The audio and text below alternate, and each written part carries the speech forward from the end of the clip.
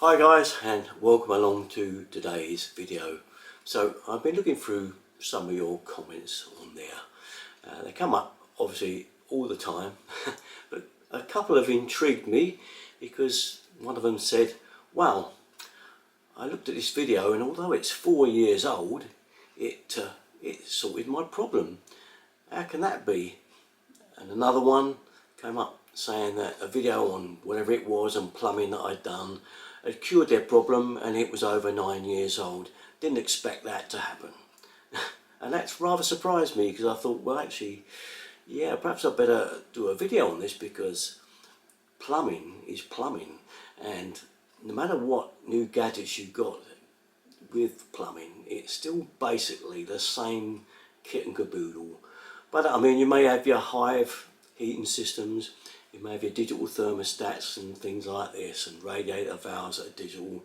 You can have all this smart plumbing stuff added, but at the end of the day, plumbing is still the basic thing. You have a main coming in, it comes in, it serves your combi boiler, it serves the taps, and that's it really. It's still the basic same principles. Or it comes in, if you've got an F&E tank, you've got a roof tank in the loft that has to be filled, and you also have the cylinder that has to be filled, and it works in a different way, but it's still basic plumbing, the same as it's been back almost when I started 50 years ago, except maybe then we had lead and iron pipes. I know plastic is the main good thing. It has made life a lot easier, which means a lot more of you can do a bit of DIY plumbing now because it's so easy with these push fit fittings to make life a bit more a piece of cake. I mean, we've got to think about really is that the QWERTY keyboard that you're using right now to work your computer with, to type on, that's been around for years and years. That keyboard back then used to stamp levers up and stamp the ink onto a piece of paper, but it was still the same thing. So if you knew the QWERTY keyboard and you could type fast, you can type fast on a PC also.